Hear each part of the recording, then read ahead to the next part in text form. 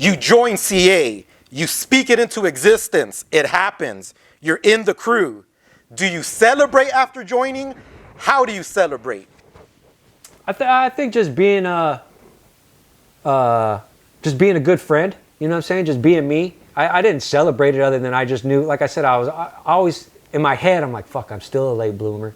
I still am not good. I still got, and again, I'm looking at all these legends in the graph game that are already solidified. Like, this is what I'm looking at. Like, I was nowhere near that level of graffiti. Like, fuck, I got a lot of work to do. And that's just how I looked at it. Maybe if I had grown up or came up in a different city, it would have been different. But the fact I came up in that time and just seeing all these dope fools, it set the tone for what I wanted to become as far as like, for my graffiti.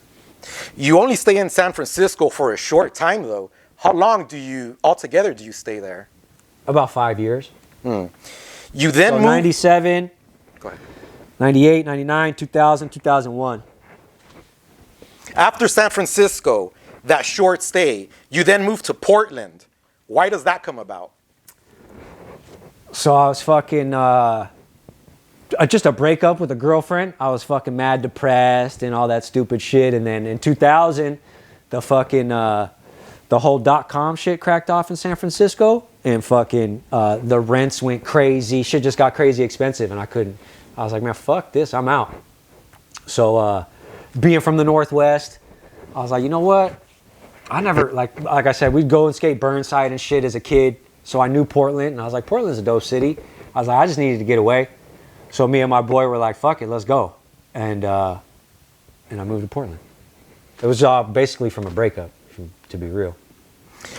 Does this breakup push you into graffiti more to pursue it and to put in more work? I was already like full-fledged with it, but it definitely, when you're fucking young and you're heartbroken and this is the thing that allows me to cope with life, I'm going to do this the most. So naturally, I just started doing it more and more. When I moved to Portland, I didn't know one single person in Portland. And I don't know if that was good or bad, but I just moved to Portland and I would just, coming from San Francisco where it was hard to rack your shit, when I moved to Portland, I was still young, you could rack there. And that's all I did was just rack paint, and I painted every single day that I lived there. Was there a graffiti scene in Portland? There was a little scene, but back then, like, the Pacific Northwest did not play. Like, they for sure were throwing you in prison for graffiti. Like, they weren't fucking around. It's not like it is today. That's for damn sure. So, there was a scene, like some of the DFMs and HODs, GPK, with some of the crews that were up when I was there, but like Ecos Pines, a couple other fools, KYTs, Jabber, fucking Dyer, shit like that. But they did have a little scene, but as far as like, it was different. Again, I'm coming from not knowing at the time, but I'm coming from fucking San Francisco. And at that time, that was like, I don't think you could find a better place in America, maybe New York, that had that style, like that type of graffiti then. So I've taken all that SF shit, and then now I'm applying that kind of style or that level of bombing in Portland. It was dead. Like, it was wide open. It was like, what the fuck? Like, I'd go bombing and I'd be in downtown and it'd be like a ghost town. Or it really wasn't like that in SF. It was always busy. There was always people out. And Portland was just, by 10 o'clock, it was fucking dead. And you could just do whatever you wanted. So I was like, fuck yes, let's go. Do you meet any other writers in Portland? Do you go out with writing with any Portland writers? No, I didn't. I didn't know anybody. I didn't meet nobody. After I left Portland, I met somebody that I'd seen up there a lot. Like, he wrote Whore. He writes a different name now, but that's my brother.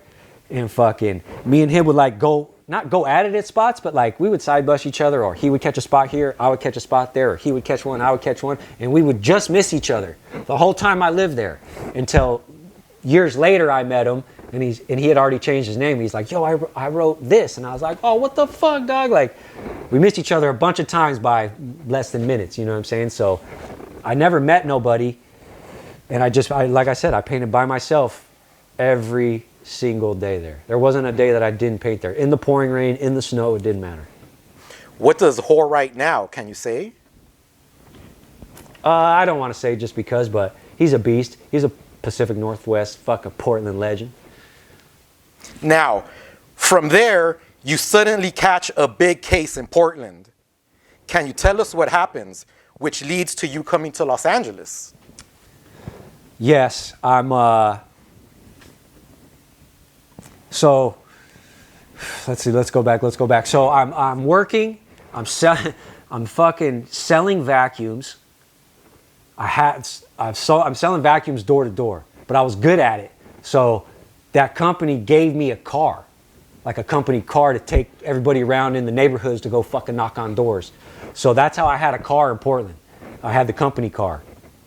Meanwhile, I'm going back up to Washington, because Portland to Washington's like a couple hours. So I had homies, obviously I knew, so I go back up there, get like a quarter pound of weed or whatever, and come back to Portland and sell ounces or whatever. So I'm driving back one time with the quarter pound, I get pulled over, and they fucking find the weed, I go to jail, they give me the felony, the whole nine. And that is how I got fingerprinted to go into the system. Whatever, I'm living in Portland, I'm painting. I end up catching this rooftop spot, banger. No one had ever hit it, and definitely no one ever hit it as big as I went. And then I had already, like I said, been painting for like a year straight. I had that fucking city on smash. And fucking, I make the newspapers, I'm all over the news, they're looking for me, it's a reward, blah, blah, blah. And I'm actually in jail at this time for some weed shit, and I see the news of me in jail. I'm watching it. I'm like, fuck, dude, like they're gonna come get me. I'm stressing out, And I got out, long story short, is they lifted a thumbprint, a partial print off of a can that was left on a rooftop, and they're like, this is you. And then they did their fucking recon or whatever, and they're like, you're SUF, you're from CA, you moved here from SF, all this shit. And I was just like, what the fuck? They never caught me, but I got a letter in the mail, warrant for your arrest, all this shit. I'm like, what the fuck? So I go down and I fucking turn myself in, I get OR'd, and I'm just fighting the case. But they're trying to give me 2 years in prison.